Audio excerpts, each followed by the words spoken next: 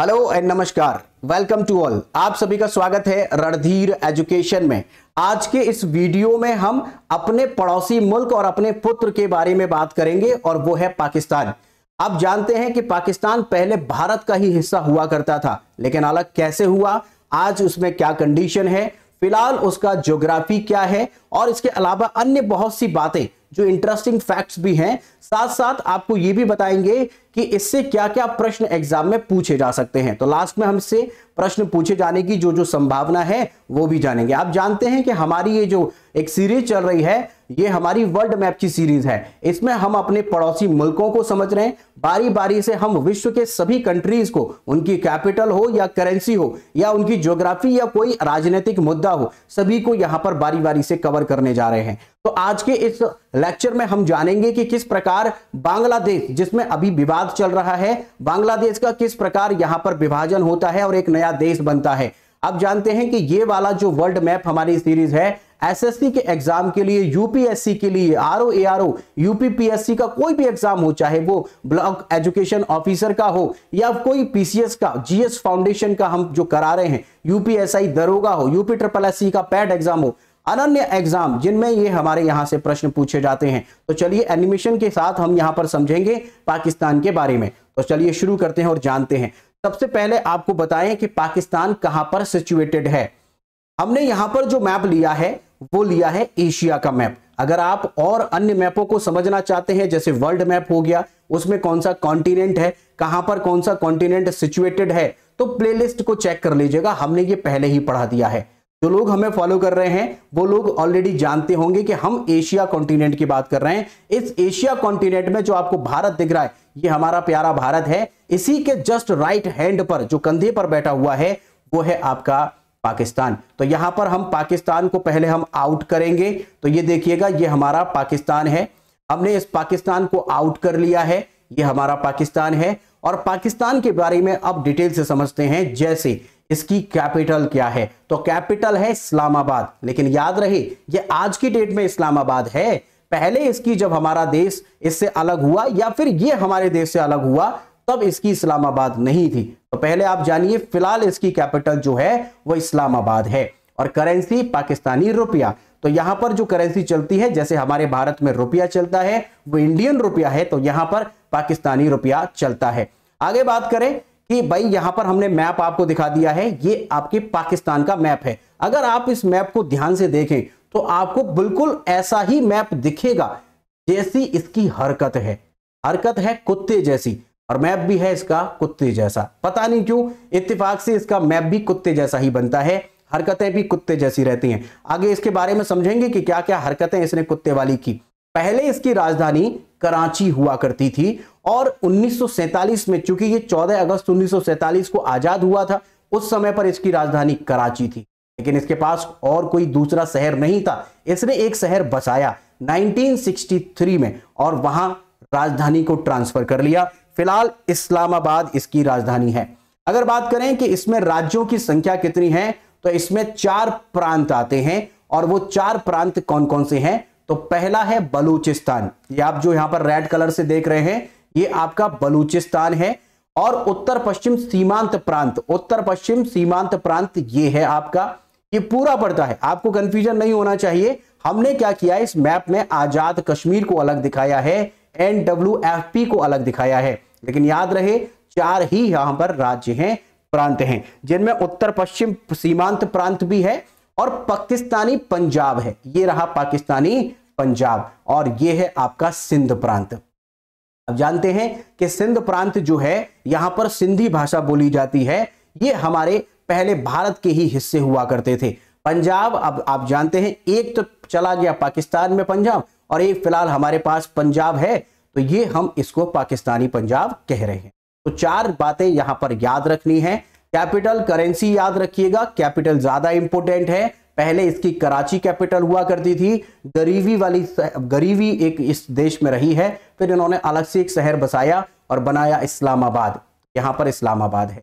अगली कुछ और बातें करें इसके बारे में, जैसे कि पाकिस्तान जो है, वो पाकिस्तान शब्द जो दिया गया है उसके बारे में आपको बताएंगे। उससे पहले आपको बताएं क्या देखिएगा, इस पाकिस्तान की जो डिमांड होती है वो 1940 में होती है और मोहम्मद अली जिन्ना जिस समय पर ये मुस्लिम लीग की अध्यक्षता कर रहे थे, उन्हीं के समय पर ये विचार प्रस्तुत किया जाता है और यहां पर मांग की जाती है 1940 में।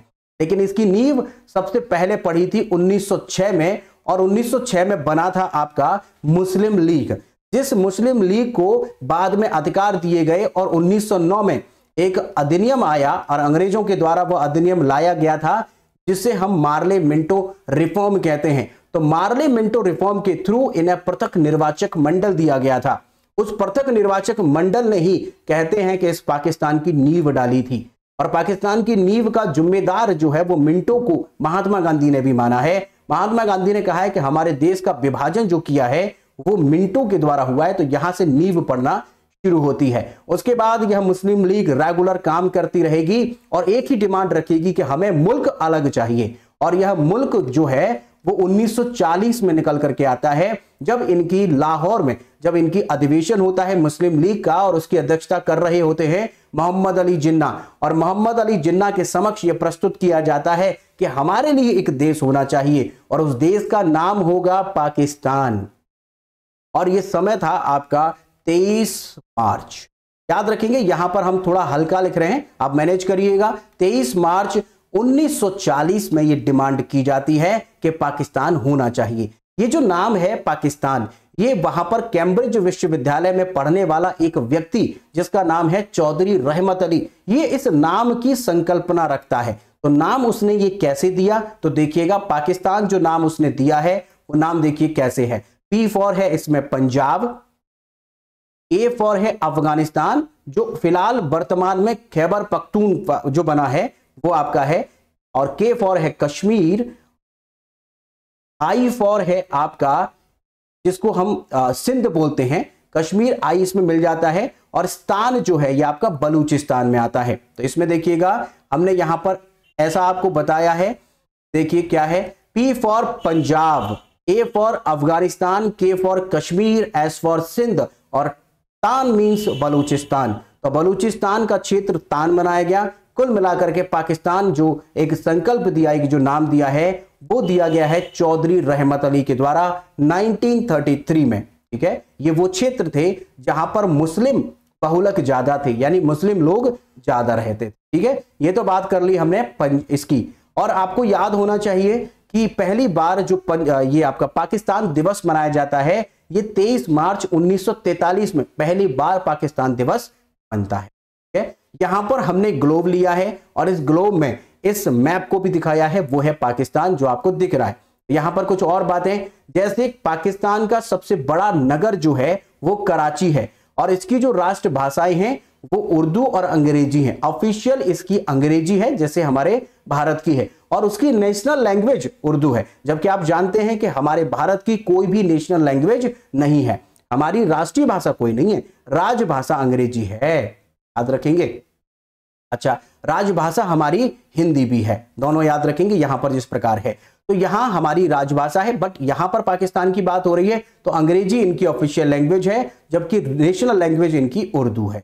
राष्ट्रपति फिलहाल की डेट में, अगर आप इस लेक्चर को बहुत बाद में देख रहे हैं या कभी अन्य समय में देख रहे हैं तो हो सकता है कि यहां पर ये बदल जाए, बट आज की डेट में फिलहाल हमारे आरिफ अलवी हैं। आज हम बात कर रहे हैं 2024 के लगभग लास्ट में, तो आरिफ अलवी हैं। प्रधानमंत्री शहबाज शरीफ है। अगर स्वतंत्रता यूनाइटेड किंगडम से देखें तो इसे कब मिलती है, 14 अगस्त 1947 में, हमारे देश को मिली 15 अगस्त को। इस्लामिक गणराज्य ये बनता है 23 मार्च 1956 को। इस्लामिक गणराज्य क्यों बनता है, क्योंकि पहली बार ये लोग आजाद होके तो बहुत पहले चले गए, लेकिन अपने लिए संविधान बनाने में इन्होंने बहुत वक्त लिया और 1956 में पहली बार इन्होंने संविधान जो पेश किया, तब से इस्लामिक गणराज्य बना 23 मार्च 1900।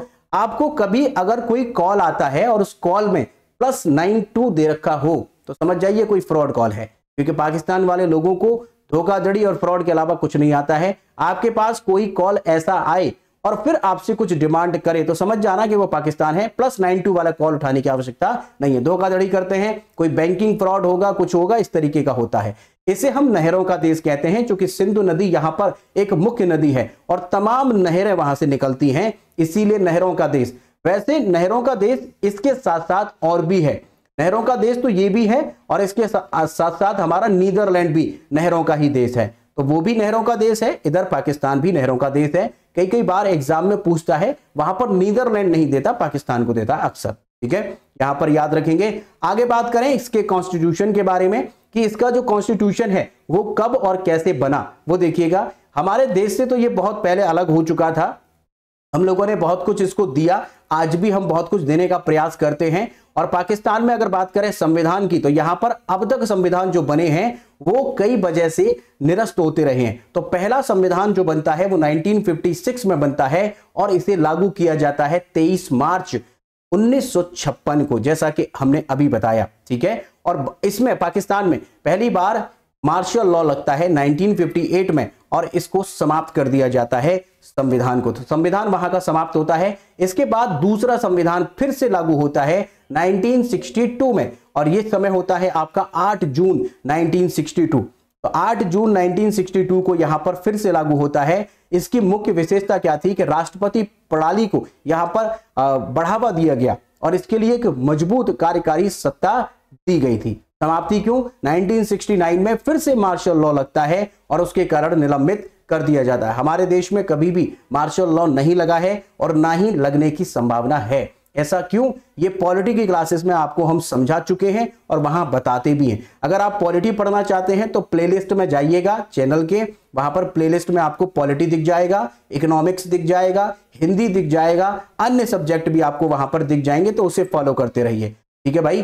यहां पर आपको बताएं कि आखिरी जो इनका संविधान है वो बनता है 1973 में। फिलहाल यहां पर जो संविधान, मूल संविधान इनका जो काम कर रहा है वो 1973 वाला कर रहा है, ठीक है। हम आपको पूरी डिटेल्स और डेप्थ देने की कोशिश कर रहे हैं। आप किसी भी एग्जाम में अपीयर करिएगा, आपको यहां से बाहर प्रश्न नहीं जाएंगे। तो यहां पर अगर देखें तो 14 अगस्त 1973 को यह लागू किया गया है और फिलहाल यही लागू है, ठीक है। तो संविधान में बहुत सारे संशोधन तो हमारे यहां भी हुए, उनके यहां भी संशोधन के साथ साथ वहां रोक दिया भी गया है, संविधान खत्म कर दिया गया है और उसकी जगह पर अब फिलहाल पाकिस्तान में जो मौलिक कानून चलता है वो 14 अगस्त 1973 के संविधान के अनुसार चलता है। पहला संविधान 1956 में बना था, ठीक है, याद रखिएगा। इसमें 3 आपके संविधान रहे हैं, 1956 वाला, 1962 वाला और 1973 वाला। आगे बात करते हैं कि इसमें जातियां कौन कौन सी हैं। इसमें है पंजाबी सबसे ज्यादा है, पश्तून जिन्हें हम पठान कहते हैं 15.43 की संख्या उनकी है, सिंधी भी 14.2 है, मुल्तानी 8.4 है और मुजाहिर 7.6 हैं और बलूची भी हैं 3.4। यहां पर बलूचियों की संख्या बहुत कम है। अगर बात करें कि हिंदुओं की संख्या कितनी है, तो हिंदुओं की तो सबसे ही ज्यादा कम है, जिसमें ईसाई उससे भी कम है। तो देखिएगा हिंदू कितने हैं, 1.83। कहा जाता है कि इस्लामिक कंट्री होने की वजह से वहां पर हिंदुओं के साथ अत्याचार होते हैं, ऐसा कहना है। हालांकि अभी अभी हाल ही में एक महिला वहां पर पुलिस अधीक्षक कमिश्नर भी बनी है जो कि एक हिंदू है, ये बहुत बड़ी बात है। हालांकि वहां पर हिंदुओं के साथ अत्याचार होता है, ऐसा खबरें आती रहती हैं। 1.85% वहां पर हिंदू हैं, 1.6% वहां पर ईसाई है, क्रिश्चियन है, अल्पसंख्यक की श्रेणी में वहां आते हैं। आगे बात करते हैं भाई, इसका मैप हमने दिखा दिया है, ये मैप है, अपने राज्यों के बारे में भी देख लिया कौन कौन से राज्य हैं। यहां पर कुछ नदियों के बारे में और देखा जाए, वो नदियां क्या क्या हैं। तो देखिएगा यहां पर एक मुख्य नदी जो निकलती है इसको हम इंडस नदी यानी सिंधु नदी कहते हैं, ये मुख्य नदी है। इसके अलावा यहां पर एक झेलम नदी जाती है जो कि सिंधु नदी की एक सहायक नदी है। तो अगर हम कहें इंडस के बाएं से यानी लेफ्ट से कौन सी नदी बहती है, तो देखिएगा झेलम बह रही है, चेनाब है, रावी है, व्यास है और सतलज है। ये आपकी 5 नदियां हैं, पंचनद वाली नदियां भी यहां से बहती हैं। तो देखिएगा झेलम है और झेलम की सहायक नदी है चिनाब, तो यहां से चिनाब भी बहती है और चिनाब जो कि झेलम की सहायक नदी है और झेलम की दूसरी एक और सहायक नदी है जिसे हम रावी कहते हैं। रावी नदी के किनारे पर ही लाहौर बसा हुआ है, याद रखिएगा लाहौर कहां पर है, रावी नदी के किनारे। एक बार प्रश्न पूछा गया था और वो प्रश्न था आरएएस का, राजस्थान एडमिनिस्ट्रेटिव सर्विसेज का प्रीलिम्स, उसमें सवाल था ये। व्यास नदी जिसकी की एक सहायक नदी है सतलज, वो व्यास नदी जो आगे चल करके झेलम में मिल जाती है, और झेलम चूंकि सहायक नदी है इंडस की, तो सिंधु नदी वहां की सबसे बड़ी नदी है, सबसे लंबी नदी है। याद रखिएगा, पंचनद की पांचों नदियां वो आपकी लेफ्ट से मिलती हैं, लेफ्ट से, किसमें? इंडस में, सिंधु नदी में। तो झेलम हमने बता दिया है। और यहां पर फैसलाबाद है, ये आपका बीचों बीच एक द्वाब क्षेत्र में पड़ता है जो कि चिनाब और रावी के द्वाब में है। इस्लामाबाद जो हमने कैपिटल बताई है वो द्वाब क्षेत्र में पड़ता है, किसके में? इंडस और झेलम नदी के बीच। तो इंडस और झेलम नदी के बीच यहां पर इस्लामाबाद आप देख रहे हैं, यहां पर आप लाहौर देख रहे हैं। ठीक है, हमारे नजदीक लाहौर है, यानी भारत के नजदीक। तो यहां पर नदियों के बारे में आपने देख लिया है। फाइनली सारी नदियां कहां मिल जाती हैं? इंडस में, यानी सिंधु नदी में। यहां की मेन नदी आपकी सिंधु नदी है। यहां पर फिलहाल हम बात करेंगे कि इसके पड़ोसी देश कौन कौन से हैं। तो पड़ोसी देखिएगा, हमारा पड़ोसी है दुर्भाग्य से, तो एक हमारा भारत है जो कि आप इसके पूर्व दिशा में आता है, और ऊपर है आपका नॉर्थ में जिसको हम बोलते हैं चाइना, और इधर पश्चिम में आपका अफगानिस्तान है, और इधर आपका ईरान है। ईरान भी इसका पड़ोसी देश है, जिस ईरान को हम पहले फारस के नाम से जानते थे। फारसी भाषा हमारी वही ईरान से आई हुई है। तो ये देखिएगा, ये बलूचिस्तान है आपका। यहां पर अगर आप देखेंगे तो ये चार जो हमने प्रांत बताए हैं, और चार प्रांतों में ये पूरा पाकिस्तान सिमट जाता है। ये हमारा जम्मू कश्मीर वाला जो क्षेत्र है ये है, और आप देख रहे हैं यहां पर चाइना। इसकी दोस्ती केवल और केवल चाइना के साथ है और किसी के साथ नहीं है। भारत से दुश्मनी, अफगानिस्तान से दुश्मनी, ईरान से दुश्मनी। सबसे ज्यादा अगर सीमा की बात करेंगे आप, तो सबसे ज्यादा सीमा है इसकी अफगानिस्तान से लगती है, अफगानिस्तान। ठीक है, तो इंडिया हमारा राइट में पड़ेगा इसके, यानी पूरब में पड़ेगा। अगर आपसे सबसे लंबी सीमा के बारे में पूछेगा तो आप किससे बताएंगे? अफगानिस्तान से। पाकिस्तान का जो क्षेत्रफल है वो इतना है, टोटल 803,940 वर्ग किलोमीटर, जो ब्रिटेन और फ्रांस को सम्मिलित क्षेत्रफल के करीब आता है। ब्रिटेन और फ्रांस को मिला देंगे उसके करीब है। ठीक है, अगर विश्व में देखेंगे तो 36वें स्थान पर टोटल आता है पाकिस्तान। ठीक है, और इसकी जो अरब सागर से लगी हुई समुद्री सीमा है वो सीमा है 1046 किलोमीटर, और जमीनी रेखा जो है वो टोटल इसकी सीमा रेखा है 6744 किलोमीटर। अगर उत्तर पश्चिम में देखें तो इतना अफगानिस्तान से मिला हुआ है 2430 किलोमीटर अफगानिस्तान के साथ में, और दक्षिण पूर्व में ईरान के साथ में जो मिलता है वो है आपका 909 किलोमीटर, और उत्तर पूर्व में 512 किलोमीटर चीन के साथ मिलता है। और गुलाम कश्मीर से लगी सीमा इसकी जो है वो यहां पर टोटल पूर्व में भारत के साथ और उसके साथ मिलाकर टोटल है 2912 किलोमीटर। ठीक है, यहां पर टोटल हमने बताया। सबसे ज्यादा जो सीमा लगती है वो किससे लगती है? वो लगती है आपकी अफगानिस्तान से। अफगानिस्तान से टोटल सीमा इसकी लगती है। अफगानिस्तान और पाकिस्तान के बीच की जो रेखा है उसे हम डूरंड लाइन कहते हैं। ये बात भी आप याद रखेंगे, डूरंड लाइन। यहां पर फिर से हमने मैप लिया है और इस मैप में आपको दिखाने की कोशिश की है। ऊपर आपका ये आपका चाइना पड़ रहा है, यहां पर आप इसे अफगानिस्तान देख रहे हैं, ये ईरान है, और ये आपका इंडिया है। ये आप नदियों का तंत्र देख रहे हैं। तंत्र आपका जो है, ये नदी जो है अरेबियन सी में गिरती है, जिस नदी को हम कहते हैं इंडस नदी, यानी सिंधु नदी। हमने यहां पर पूरा ये दिया हुआ है, आप चाहें तो इसका स्क्रीनशॉट ले सकते हैं। ठीक है, आगे बढ़ते हैं भाई, आगे बढ़ते हैं। आगे फिर हमने वहां पर रिवर्स के फिर से मैप लिए हैं, क्योंकि आपको रिवर्स पूरी तरीके से समझ में आ जाए। अब इसमें आपको समझा दें वो क्या। तो देखिएगा, यहां पर कुछ दर्रे बने हुए हैं। दर्रे यानी पासेस जो होते हैं। पासेस क्या है कि जब आपकी ये जो जगह जा रही है, यहां से पहाड़ों के बीच से अगर आप पास करके आएंगे तो जो जगह पास करने वाली होगी, एक पहाड़ से दूसरी तरफ आना, बीच में रास्ता जो ब्लॉक है उसको खोल देना, ये पास कहलाता है। तो यहां पर आप पास याद रखेंगे। वो पास कौन कौन से हैं? तो देखिएगा, एक पास है जिसे हम कहते हैं गोमल दर्रा। तो गोमल दर्रा या गोमल पास, गोमल दर्रा। और एक और पास पड़ता है जो कि यहां पड़ेगा, इसे हम बोलते हैं गोमल दर्रे के बाद दूसरा दर्रा जो है ये बहुत फेमस है, इसे बोलते हैं खैबर दर्रा। जितने भी आपके मुस्लिम लोग भारत में आक्रमण करने आए वो सब खैबर दर्रे के रास्ते आए। तो खैबर दर्रा पाकिस्तान और अफगानिस्तान के बीच एक क्या बनाता है? दर्रा है, जोड़ता है इन्हें। तो गोमल दर्रा भी अफगानिस्तान और पाकिस्तान को जोड़ता है। यहां पर अगर आप देखें तो ये एक आपका पर्वत जाता है इसके किनारे से, इस पर्वत को हम बोलते हैं हिंदकुश पर्वत। हिंदकुश पर्वत जो सीमा बनाता है वह अफगानिस्तान और पाकिस्तान के बीच बनाता है। इसी हिंदकुश पर्वत में हमारे दर्रे हैं, गोमल दर्रा और खैबर दर्रा, याद रखेंगे। यहां पर एक पहाड़ी के बारे में अक्सर सवाल पूछता है, इस पहाड़ी को हम बोलते हैं किरथर की पहाड़ी, किरथर की पहाड़ी। और यहां पर एक और पहाड़ी है जो इसके लास्ट में पड़ती है, इसे बोलते हैं सुलेमान की पहाड़ी। तो ये वाली सुलेमान की पहाड़ी है और इसे बोलते हैं किरथर की पहाड़ी, किरथर, किरथर पहाड़ी। इसके बीचों बीच में यहां पर एक और पहाड़ी है छोटी सी, इसे बोलते हैं हम नमक की पहाड़ी, नमक की पहाड़ी, याद रखिएगा नमक की पहाड़ी। यहां पर एक पर्वत आपको फिर से मिलेगा और यह पर्वत जो होता है इसको बोलते हैं मकरान पर्वत, मकरान पर्वत, ठीक है।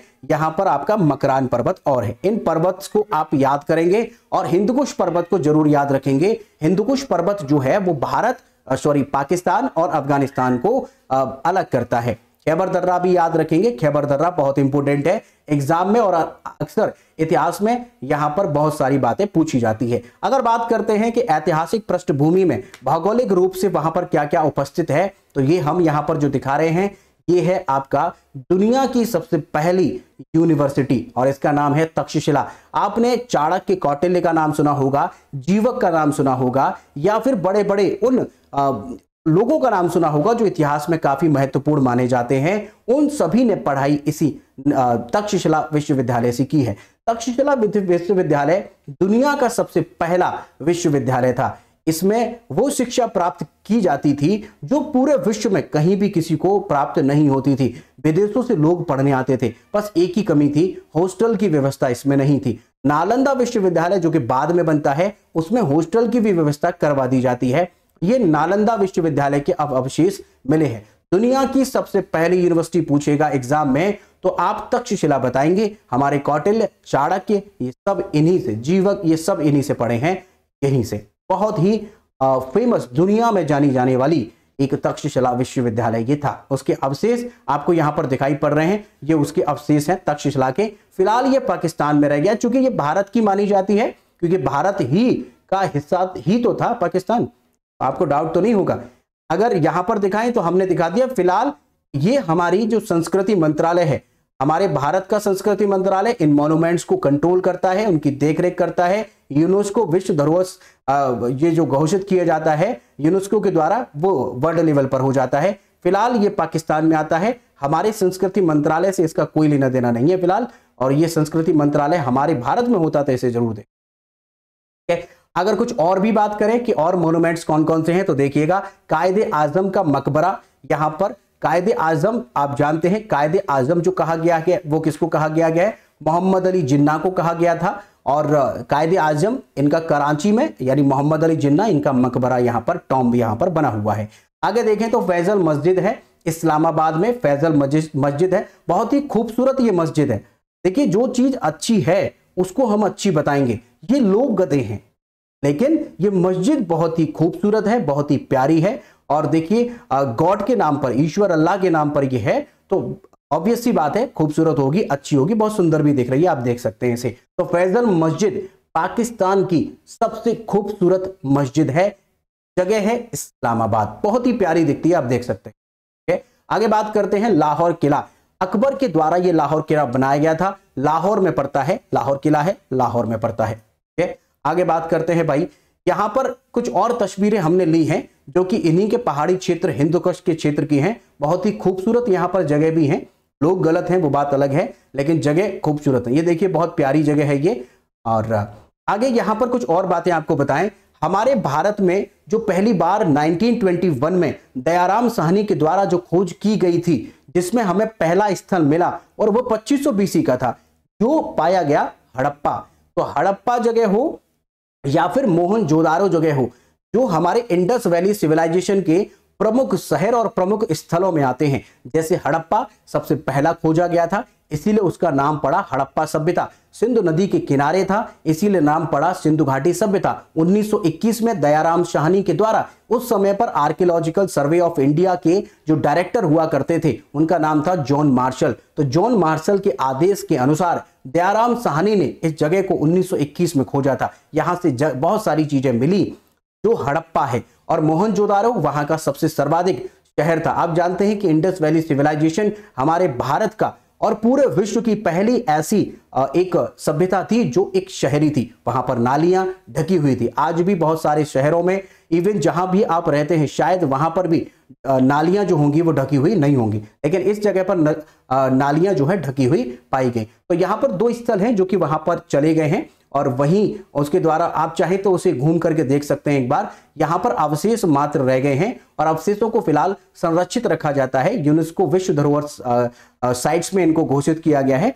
तो यहां 2 साइट्स आपको याद रखनी है। एक है आपकी हड़प्पा जो कि सबसे पहली थी 1921 में, और उसके बाद मोहनजोदारो 1922 में खोजा गया था राखलदास बनर्जी के द्वारा। तो वो भी आपका यही पाकिस्तान में ही है। ठीक है, आप चाहें तो विजिट करने जा सकते हैं और बहुत सारे लोग जाते भी हैं। अब हम बात करते हैं उन मुद्दों की जो मुद्दे हमारे इंपोर्टेंट हैं इस बात के लिए जानने के लिए कि हमारा इनसे कितनी बार डिबेट हो चुका है, कितनी बार हमारी इनसे लड़ाई हो चुकी है। तो देखिएगा, जस्ट अ मिनट।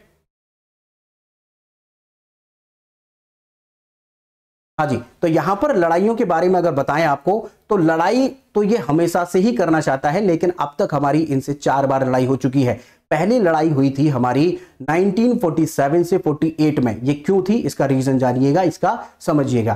तो आपको बताएं कि ये क्या वजह थी। तो देखिए, हमारा जब देश आजाद हो रहा था, हमारा देश आजाद हुआ, इनका भी देश आजाद हुआ, कोई दिक्कत नहीं थी। लेकिन एक क्षेत्र था, कश्मीर का क्षेत्र।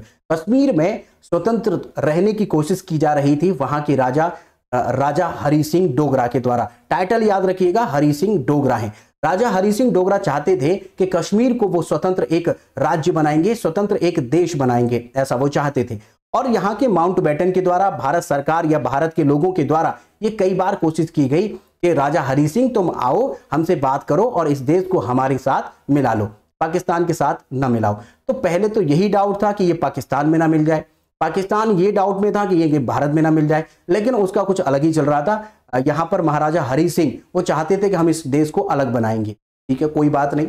लेकिन बाद में क्या होने लगा कि जब दबाव आने लगा कि राजा हरि सिंह आप किधर जाएंगे बताइए, तो उन्होंने अपनी इस जो ये चाहते थे कि वो देश स्वतंत्र बनाना चाहते हैं, इसलिए जैसे ही पाकिस्तान को पता चला कि वह स्वतंत्र बनना चाहते हैं, कहीं ऐसा ना हो कि भारत में मिल जाए, ऐसा कुछ हो, तो उन्होंने वहां से कबायलियों को भेजा। और कहां भेजा? कश्मीर में। और कश्मीर पर आक्रमण कर दिया उन आतंकवादियों ने, कबायलियों ने, जो कि कश्मीर में महाराजा हरि सिंह थे। अब महाराजा हरि सिंह के साथ में ये विडंबना होने लगी कि वो करें तो क्या करें। इधर कबायलियों ने आतंक फैलाना शुरू कर दिया है, वो कंट्रोल नहीं कर सकते, उनके पास इतनी सेना नहीं है, तो वो भाग गए, भाग करके दूसरे शहर में शिफ्ट हुए। अब उन्होंने गुहार लगाई भारत से। गुहार क्या लगाई? क्योंकि यहां तो कब्जे में जा रहा है, अब तो ये भारत के लायक भी नहीं रहा और स्वतंत्र भी नहीं बन सकता। तो इन्होंने नेहरू से गुहार लगाई कि प्लीज आप कुछ भी करिए लेकिन सेना भेजिए, हम लोग खतरे में हैं। कबायलियों ने आक्रमण कर दिया है, पाकिस्तानियों ने आक्रमण। आप जानते हैं मोहम्मद अली जिन्ना इस तरह की मानसिकता का व्यक्ति था। उसने भारत पर, यानी कहें तो कश्मीर पर आक्रमण कर दिया और कबायली लोग अंदर तक आ गए।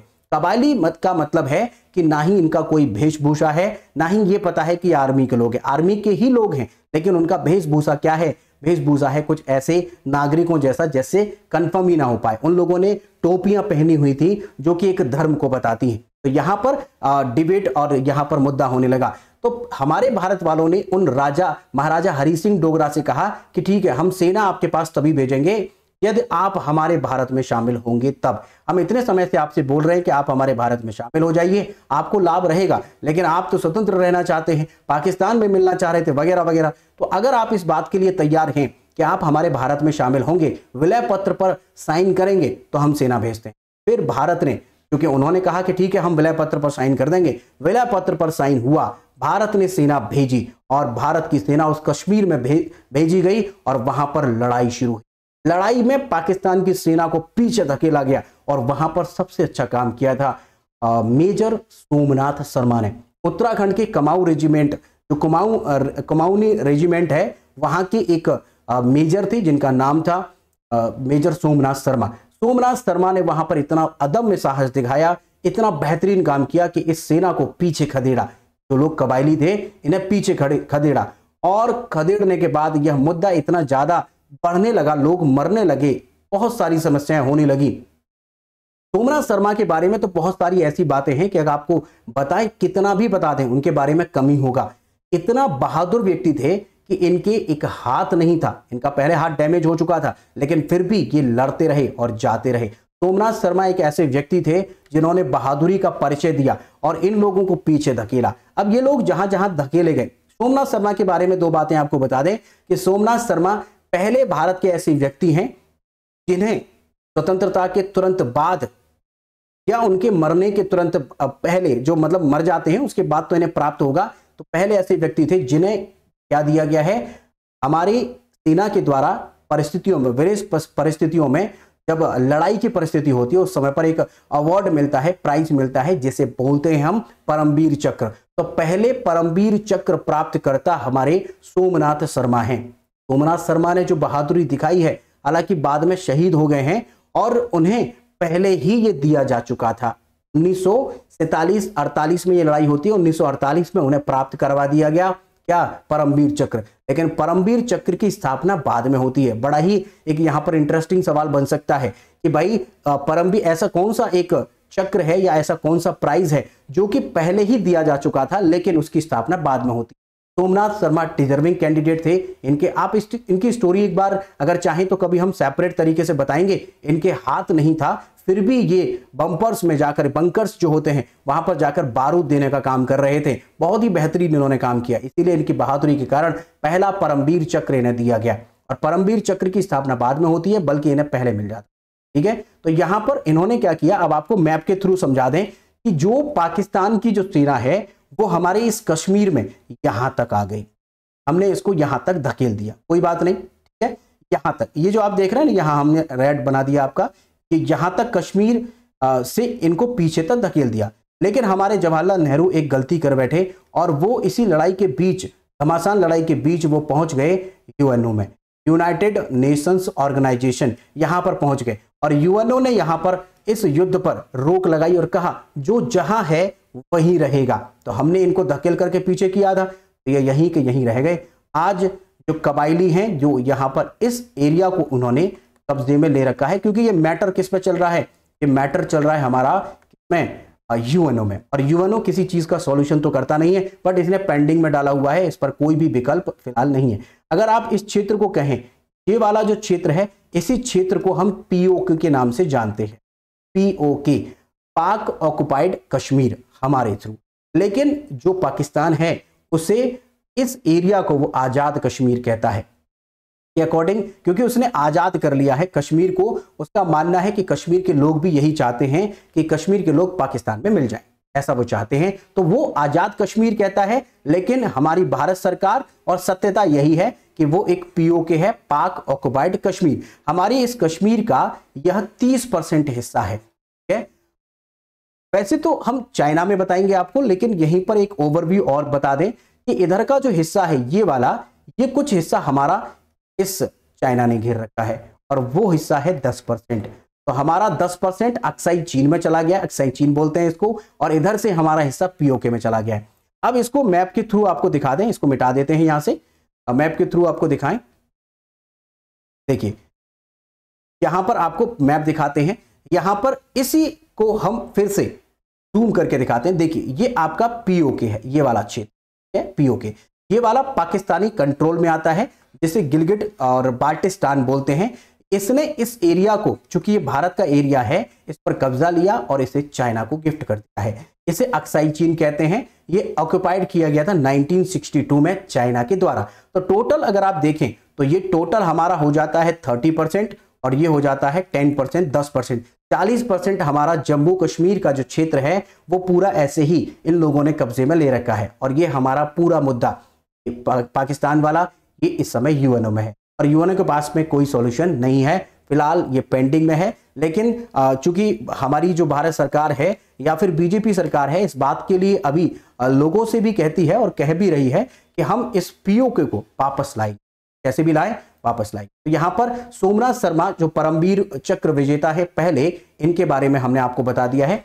सोमनाथ शर्मा, आपको यह बात ध्यान रखनी होगी कि सोमनाथ शर्मा को पहली बार 1948 में पहली बार परमवीर चक्र दिया गया। तो पहला परमवीर चक्र किसको मिला है?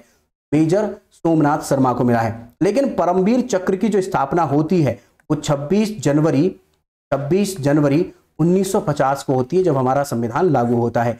तो ऐसा ऐसा एक प्राइज है, ये ऐसा चक्र है जिसकी स्थापना होने से पहले ही मेजर सोमनाथ शर्मा को मिल गया था। कुमाऊं रेजिमेंट से ये थे। ये सवाल भी पूछा गया है कुमाऊं रेजिमेंट वाला। दूसरे युद्ध के बारे में बात करते हैं, ये है 1965 का युद्ध। इसमें देखिएगा क्या है, 1965 में क्या किया कि इस पाकिस्तान ने, इस गद्दार पाकिस्तान ने एक ऑपरेशन चलाया, और वो ऑपरेशन क्या था कि ऑपरेशन जिब्राल्टर। ऑपरेशन जिब्राल्टर के तहत इसने कश्मीर मुद्दे की वजह से, कश्मीर को कब्जे में लेने की वजह से इसने कच्छ के रण में छोटी छोटी झड़पें इसने की। कच्छ का रण जो होता है गुजरात में है, उसमें की 1965 में ऑपरेशन जिब्राल्टर चलाया, और इसने कश्मीर वाले क्षेत्र में कुछ घुसपैठिए भेज दिए और विद्रोह भड़काने की कोशिश की। पाकिस्तान का मानना था कि कश्मीर की जनता जो है वो उसका साथ देगी, लेकिन हुआ क्या कि उसने, जो कश्मीर की जनता थी, उसने भारत की सेना को बता दिया कि यहां पर पाकिस्तान के कुछ लोग सैन्य कार्यवाही कर रहे हैं, और 1965 में दोनों देशों के बीच बड़े रूप में एक लड़ाई हुई है। इसमें भारी नुकसान तो दोनों को रहा, लेकिन निर्णायक जीत किसी की नहीं हो पाई। वैसे अगर कहें तो हमारे लाल बहादुर शास्त्री, और लाल बहादुर शास्त्री चूंकि उस समय पर प्रधानमंत्री थे, बहुत अच्छा नेतृत्व इनका था। इन्होंने इन लोगों को भेजा आतंकवादियों को कंट्रोल करने के लिए। हमारी भारतीय सेना ने इसको इतने लेवल तक कंट्रोल कर लिया था कि कराची तक लोग पहुंच गए थे। हमारा भारत की सेना कराची तक अंदर हो गई थी, मतलब इनका हालत खराब हो गई थी 1965 में, ठीक है। और इसी लड़ाई को रोकने के लिए यूएनओ ने प्रेशर डाला और एक समझौता हुआ। संयुक्त राष्ट्र जो है आपका यूएनओ, और यूएनओ का कोई विशेष उद्देश्य नहीं है, वो सब ऐसे ही है, लेकिन यूएनओ ने यहां पर इस लड़ाई को रोकने के लिए कहा कि दोनों आपस में समझौता करिए। तो समझौता करने के लिए हमारे प्रधानमंत्री लाल बहादुर शास्त्री गए थे ताशकंद, और ताशकंद जो पड़ता है वो आप जानते हैं कि एक उज्बेकिस्तान है, वहां की राजधानी है ताशकंद, और ताशकंद में समझौता हुआ। लेकिन आपको एक बात आश्चर्य होगा जान करके कि वहां पर हमारे देश के प्रधानमंत्री क्योंकि लाल बहादुर शास्त्री थे, की डेथ हो गई और वो वापस नहीं आए। कहा जाता है कि उन्हें मारा गया था, इसी का कहना है। इस पर बहुत सारी रिपोर्ट आई है, ताशकंद फाइल्स आई हैं, और उन पर कई रिपोर्ट्स हैं। उन रिपोर्ट्स में बताया गया है कि उन्हें पीने के लिए दूध दिया गया था और उसमें जहर था। उन्होंने लास्ट कॉल अपने घर पर किया है, उसके बाद उनका फोन और कहें कि उन्होंने सांस लेना बंद कर दिया है, पूरी बॉडी पर उनकी पर स्वेलिंग थी। लाल बहादुर शास्त्री पहले ऐसे व्यक्ति बने जो कि प्रधानमंत्री पद पर रहते हुए उनकी डेथ हुई, और प्रधानमंत्री पद पर रहते हुए उनकी डेथ हुई। हालांकि इनसे पहले जवाहरलाल नेहरू भी थे, उनकी भी डेथ प्रधानमंत्री पद पर रहते हुए हुई है। यहां पर लाल बहादुर शास्त्री ऐसे व्यक्ति बने जिन्हें भारत रत्न मरणोपरांत दिया गया, पहले ऐसे व्यक्ति जिन्हें भारत रत्न मिला हो। ताशकंद समझौता जो हुआ है वो याकूब खान वहां के राष्ट्रपति और हमारे यहाँ के प्रधानमंत्री इनके बीच हुआ है। यहां पर ये लड़ाई तो रुकी, लेकिन यह विवाद सुलझा नहीं, और विवाद ऐसे ही चलता रहा। और ये 1965 की जो लड़ाई थी ये बहुत ही अहम लड़ाई थी, और इस लड़ाई में लाल बहादुर शास्त्री आपको दिखा रहे हैं, लाल बहादुर शास्त्री हैं, ठीक है, याद रखिएगा। ये लड़ाई बहुत ही प्रमुख लड़ाइयों में से आती है। अब तीसरी लड़ाई देखते हैं। तीसरी लड़ाई जो होती है वो क्यों होती है, इसका कारण था। तो देखिएगा ये कारण क्या है। तो देखेंगे कि भारत जो है, भारत ने जब बंटवारा किया था, भारत ने जब बंटवारा किया तो इधर के एरिया में बना था पश्चिमी पाकिस्तान, और इधर के एरिया में बना था पूर्वी पाकिस्तान। ये पश्चिमी पाकिस्तान वाले भाषा बोलते थे सिंधी, जबकि पूर्वी पाकिस्तान वाले भाषा बोलते थे बंगाली। इन पश्चिमी पाकिस्तान वालों का कहना था कि बंगाली बोलने वाले मुस्लिम असली मुस्लिम नहीं है। वोटिंग हुई, वोटिंग के आधार पर यह देखा गया कि सबसे ज्यादा आवामी लीग, वहां पर शेख मुजीबुर रहमान की पार्टी जो कि बंगाली क्षेत्र में इसमें आती थी, पूर्वी पाकिस्तान में, यहां से उनको बहुमत हासिल हुआ। उनका नाम था शेख मुजीबुर रहमान। शेख मुजीबुर रहमान को बहुमत हासिल हुआ, और यह अपने पद की शपथ लेने, प्रधानमंत्री पद की शपथ लेने पश्चिमी पाकिस्तान जाते हैं। इन्हें गिरफ्तार कर लिया जाता है और आरोप लगाया जाता है कि आप असली मुस्लिम नहीं हैं। और ऐसा कैसे हो सकता है कि हमारा जो पाकिस्तान, जो असली पाकिस्तान है, जो कि पश्चिमी पाकिस्तान है, और एक पूर्वी पाकिस्तान जो कि नकली है, वहां के लोग नकली हैं, वो आदमी कैसे नेतृत्व कर सकता है। इसी वजह से उन्हें गिरफ्तार किया गया, और वहां पर पश्चिमी पाकिस्तान से सेना भेज करके पूर्वी पाकिस्तान, ये वाला जो क्षेत्र था, यहां पर सेना के द्वारा अत्याचार करवाए गए, उन्हें गिरफ्तार किया गया, अत्याचार हुए। अब इसी बात से दुखी होकर वहां से एक आवाज उठने लगी कि हमारा देश आजाद करिए। तो चूंकि बंगाली बोलते हैं, पहले से जागती करते आए हैं, तो ये लोग चाहते हैं कि आप हमें आजाद करिए।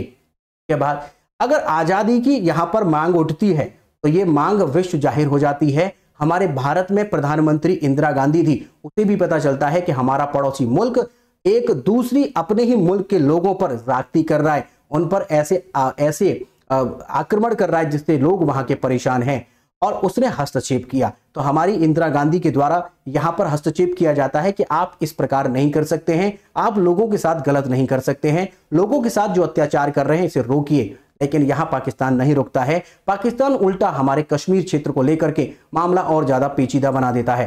यहां पर हमारी इंदिरा गांधी एक सर मानेकशॉ थे, उन्हें अपॉइंट करती हैं और उन्हें कहती हैं कि जाइए अब पाकिस्तान को धो डालिए। तो पाकिस्तान को धोने का काम 1971 में हमारी सेना के द्वारा किया गया और इतनी मार मारी गई इस सेना में, और पूरा पूर्वी बांग्ला, ये पूर्वी आपका पाकिस्तान जो था इसे छुड़ाया गया। और इनके लोगों के लिए उनके जो मुजीबुर रहमान थे उन्हें भी वहां से गिरफ्त से वापस लाया गया, और यह देश बना, ये एक देश बना भारत की मदद से। भारत की मदद से, याद रखेंगे, भारत की मदद से ये देश बनता है, और देश का नाम होता है बांग्लादेश। शेख मुजीबुर रहमान वहां पर पहले राष्ट्रपति बनते हैं, इसीलिए वहां की सरकार आवामी लीग हमेशा भारत का एहसान मानती रही। उन्हीं की लड़की है जिन्हें हम कहते हैं शेख हसीना। तो याद रखेंगे यहां पर 1971 में जो लड़ाई हुई है, इसमें इसी लड़ाई के दौरान बांग्लादेश का निर्माण होता है, और यह युद्ध जो होता है इसमें ऐसी हालत हो जाती है इन पाकिस्तानियों की कि इनके 93,000 सैनिक जो थे वो इस स्थिति में ला दिए कि उनकी बेल्ट, उनकी पिस्टल जमा कर ली गई, और बेचारे इतने ज्यादा उनके चेहरे उतरे हुए थे कि किसी से उनकी बेल्ट और ये सब जब ली जाती है ना सेना के लोगों से, उनसे पूछेगा क्या हाल होता है। उनके इमोशंस इतने डाउन थे, और वहां पर एक संधि की गई और इनको वापस भेजा गया। तो ये पहली बार ऐसा था, इतने बड़े लेवल का था, जो द्वितीय विश्व युद्ध के बाद आत्मसमर्पण था। आत्मसमर्पण 13,000 सैनिकों का, बहुत बड़ी बात होती है। यहां पर बहुत अच्छी उपलब्धि हमारी भारत सेना की रही है। यहां पर अगला देश बन जाता है, यहां पर आपको दिखा रहे हैं, ये देखिए यहां पर हमारे ये देख रहे हैं आप, ये मिस्टर, ये हमारे भारतीय सेना के कितने खुश हैं क्योंकि इन्होंने घुटने टिकवा दिए वो पाकिस्तानी सेना के लोगों के सामने। इन्होंने अपनी बेल्ट निकाली और पिस्टल वगैरह सब जमा की गई हैं, और बहुत बड़ी बेइज्जती होती है। एक योद्धा जो होता है इस बात को समझता है कि जब दूसरे योद्धा के सामने उसे अपने ये हथियार डालने पड़े और इस प्रकार डालने पड़े, तो यहाँ पर बाकी लोग, आप यहाँ पर ये देखिए कितने खुश हैं, बाकी लोग आप खुश देख ही रहे हैं। तो यहाँ पर ये संधि होती है और यहाँ पाकिस्तान बनता है। तो पाकिस्तान जो बनता है वो बर्थ उसकी होती है 1971 में भारत के प्रयासों की वजह से, इसीलिए पूरे विश्व में तब से इंदिरा गांधी जानी जाती है, और इंदिरा गांधी का नाम पड़ता है आयरन लेडी। आयरन लेडी के नाम से पूरे विश्व में प्रख्यात होती है क्योंकि उसने एक देश को आजाद करवाया, वहां के लोगों को अधिकार दिलाया। बहुत अच्छा काम था ये वाकई में इंदिरा गांधी का बहुत अच्छा काम था। यहां पर आप देख सकते हैं इनको किस तरह से गिरफ्त करके लाया जा रहा है। ये आप देखिए, ये हैं, तो गिरफ्त करके लाया गया है। बाकी आप हमारे भारतीय लोगों को, सेना के लोगों को देख सकते हैं, बहुत ही खुश हैं। अगले मानेकशॉ के बारे में, यहां पर मानेकशॉ का हमने पिक्चर दिखा दिया है। मानेकशॉ से आपको बता दें एक मूवी भी बनी है अभी हाल ही में, आप चाहें तो उसे देख सकते हैं। ये मानेकशॉ को प्राइज दिया गया है, उस समय का है, बुजुर्ग हो चुके थे उस समय। भारत की जीत और बांग्लादेश का जन्म हुआ था 1971 में। ठीक है, आगे बात करते हैं चौथा युद्ध जो कि आखिरी युद्ध है, और ये लड़ाई जो होती है 1999 में होती है। और इस लड़ाई में क्या करते हैं ये लोग कि ऊंची ऊंची चोटियां जो होती हैं, और वो ऊंची ऊंची चोटियां जो कि कश्मीर के क्षेत्र में हैं, उन कश्मीर के क्षेत्रों पर ये कब्जा ले लेते हैं। हमारे भारत का ही क्षेत्र होता है, वहां पर कब्जा ले लेते हैं। और चूंकि ये भारत के लोगों को वहां के लोग बताते हैं कि यहाँ पर कुछ ऐसी गतिविधियां हो रही हैं, हमें लगता है कि कोई गतिविधि ऐसी है जो भारत के पक्ष में नहीं है, भारत के क्षेत्र में ही कोई लोग ऐसे आए हुए हैं घुसपैठ। भारत की सेना वहां जाकर के तहकीकात कराती है, और तहकीकात में पता चलता है कि वहां पर पाकिस्तानी कुछ घुसपैठ आ चुके हैं, और हमारी जो चोटियां हैं या जो हमारे ऊंचे पहाड़ हैं उन ऊंचाइयों पर उन्होंने कब्जा कर लिया है। भारत सरकार ने इसके लिए ऑपरेशन विजय चलाया, याद रखिएगा ऑपरेशन विजय चलाया गया है 1999 में, और इसे कारगिल युद्ध के नाम से जानते हैं। ऑपरेशन विजय चलाया गया, और अगर कहें कि जो एयरफोर्स है उसने मदद की है, एयरफोर्स का भी एक ऑपरेशन का नाम पूछता है ऑपरेशन सफेद सागर। ऑपरेशन विजय आर्मी के द्वारा, ऑपरेशन सफेद सागर के द्वारा इस कारगिल युद्ध में जीत हासिल की जाती है, और इसमें इस्तेमाल किया गया था मिग-21, मिग-27, मिराज 2000 का सफलतापूर्वक उपयोग किया गया, और पाकिस्तानियों को धो डाला। और वहां पर जो ऊंचाइयों पर चढ़े हुए लोग थे और मैं मार मारी गई और वापस भेजा गया। इस मार मारने में सबसे ज्यादा इंपॉर्टेंट व्यक्ति था, का नाम है विक्रम बत्रा। विक्रम बत्रा के बारे में आप जानते होंगे। विक्रम बत्रा जो है बड़े ही फेमस व्यक्ति थे और यहाँ पर कैप्टन थे। उस समय पर जो लड़ाई हुई है कारगिल युद्ध में, वो शहीद हुए थे 1999 में। कारगिल युद्ध हमने आपको दिखा दिया। उन सभी बंकर्स को वापस ले लिया गया। कारगिल विजय दिवस भी हम मनाते हैं 26 जुलाई को। हर साल 26 जुलाई को कारगिल विजय दिवस मनाया जाता है, जैसा कि हम आपको यहाँ पर दिखा चुके हैं। 1999 में ऑपरेशन विजय की सफलता की घोषणा ये जो की जाती है वो कब की जाती है? 26 जुलाई 1999 को, और हमें जीत हासिल होती है, इसीलिए हम ये दिवस मनाते हैं, कारगिल दिवस। यहां पर विक्रम बत्रा याद रखेंगे, विक्रम बत्रा। अगर बात करें कुछ प्रमुख इंपोर्टेंट लोगों की, ये इंपोर्टेंट लोग कौन कौन से हैं यहाँ के, तो देखिएगा मोहम्मद अली जिन्ना हैं, जो कि पूर्व गवर्नर रहे हैं, पहले गवर्नर रहे हैं, संस्थापक रहे पाकिस्तान के। यही आदमी था जिसकी वजह से ये पाकिस्तान अलग हुआ है। पाकिस्तान के निर्माण में इनकी प्रमुख भूमिका थी। लियाकत अली खान भारत में पहले ये वित्त मंत्री पहले बनाए गए थे, और यह इनको ऑफर दिया गया था ये मोहम्मद अली जिन्ना के द्वारा कि आप भारत को छोड़िए, हमारे साथ आइए, आपको देश का प्रधानमंत्री बनाएंगे। तो वहां के प्रधानमंत्री बने हैं पहले, ठीक है, प्रधानमंत्री पहले। उसके बाद बेनजीर भुट्टो पहली महिला प्रधानमंत्री बनी है, जो कि पाकिस्तान की हैं। अगर भारत की पहली महिला प्रधानमंत्री पूछता है तो इंदिरा गांधी बताएंगे। जनरल जियाउल हक ये सैन्य तानाशाह और राष्ट्रपति बने हैं। इन्होंने मार्शल लॉ और इस्लामी कानून लागू किया था। मार्शल लॉ का मतलब होता है सैन्य कार्रवाई के द्वारा तख्ता पलट हो जाना और सैन्य शासन लागू हो जाना, ठीक है। हमारे देश में ये स्थिति कभी नहीं बन सकती। क्यों नहीं बन सकती? पॉलिटी में बता। परवेज मुशर्रफ आप जानते हैं, ये भी तानाशाह थे, इन्होंने भी तख्ता पलट किया और राष्ट्रपति बने। कारगिल युद्ध हो या फिर 1911 का 9/11 का आतंकवाद के खिलाफ जो भूमिका है इनकी में नाम आता है इनका। इमरान खान पूर्व प्रधानमंत्री और क्रिकेटर रहे अभी कुछ ही समय पहले। अब्दुल कदीर खान परमाणु वैज्ञानिक थे। इनके द्वारा इस देश में परमाणु हथियार भी लाए गए, परमाणु संपन्न हथियार है। तो इन अब्दुल कदीर खान का काफी बड़ा यहाँ पर। मलाला यूसुफजई ये अच्छी लड़की है। मलाला यूसुफजई जो है वो वहां की एक ऐसी बच्ची जो कि जो वहां के आतंकवादी संगठन है उनके खिलाफ लड़ने का काम करती है। वहां के आतंकवादी संगठनों ने कहा था कि कोई भी बच्ची लड़की पढ़ने नहीं जाएगी, सभी स्कूल बंद करा दिए जाएं। सारे स्कूल बंद करा दिए गए थे। इस लड़की ने उन सभी बच्चियों के लिए वहां पर यह मुहिम चालू की कि ऐसा कैसे हो सकता है, कोई ऐसा व्यक्ति नहीं, कोई ऐसा आतंकवादी संगठन नहीं जो हमें रोक के दिखाए स्कूल की एजुकेशन लेने में। तो बस में ये जा रही थी बच्चियों के साथ में, वहीं पर आतंकवादी के द्वारा इनके सिर में गोली मारी जाती है। बच्ची थी 8th क्लास में, छोटी सी बच्ची, इतनी बहादुर। तो इसको गोली मारी जाती है, तुरंत आनंद फानंद में हॉस्पिटल एडमिट कराया जाता है, हालांकि सुरक्षित बचती है।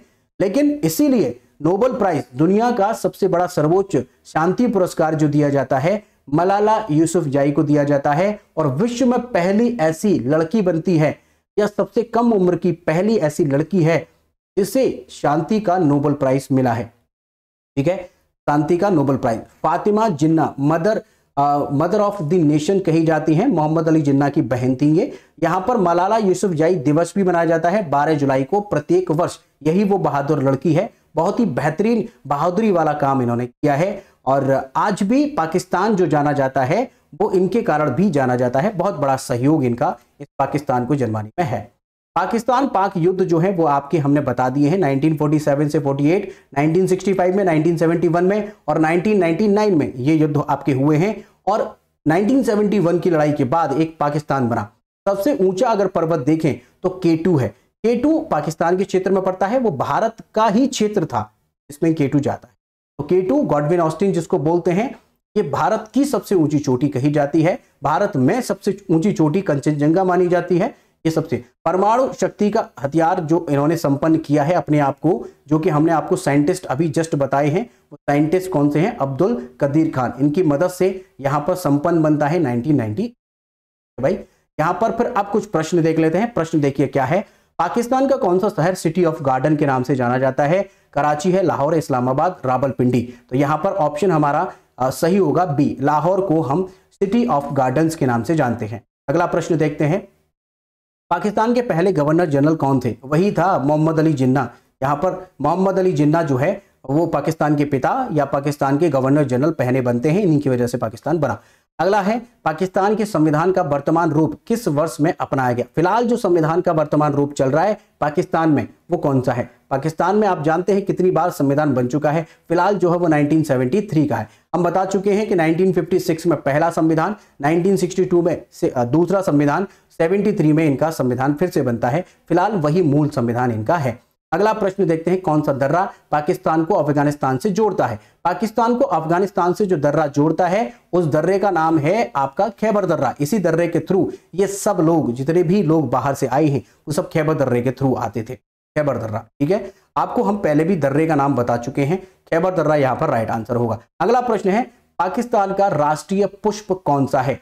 What is the national flower of the Pakistan. गुलाब, चमेली, सूरजमुखी, कमल। आपको जो भी आंसर लगता है, इनमें से जो भी आंसर आपको लगता है कमेंट करिएगा, प्लीज कमेंट करके हमें बताइए आपको इसका आंसर आता है या नहीं। आपको यदि आंसर आता है तो लिखिएगा क्वेश्चन 5 और ऑप्शन जो भी आपको लगता है, गुलाब, चमेली, सूरजमुखी, कमल, जो भी आपको आंसर लगता है कमेंट करके जरूर बताइएगा। यहां पर सभी बातें हमने पाकिस्तान के बारे में जो जो बन सकती हैं हमने आपको सब कुछ बताने की कोशिश की है। हमने उन लड़ाइयों को भी संक्षिप्त में बताने की कोशिश की है, जो लड़ाइयों पर विस्तार में बहुत सारी फिल्में भी बनी हुई हैं, बहुत सारी लड़ाइयों में बहुत सारे मुद्दे भी हैं। याद रखेंगे, यहां पर हमारा अगर कोई भी प्रश्न बनता है तो हमें उम्मीद है कि यहीं से बनेगा। 99% आपका कवर हमने करा दिया है, चाहे वो ज्योग्राफी के परिप्रेक्ष्य में हो, मॉन्यूमेंट्स के परिप्रेक्ष्य में हो, सिंधु घाटी सभ्यता या ऐतिहासिक परिप्रेक्ष्य में हो। प्रश्नों की बात करें, अगर आपका कोई प्रश्न है, कोई डाउट है, कोई सुझाव है तो आप हमें कमेंट करिएगा, हम आपके कमेंट को सीरियसली लेंगे। अगर चैनल पर पहली बार आए हैं या चैनल अभी तक सब्सक्राइब नहीं किया तो सब्सक्राइब कर लीजिएगा।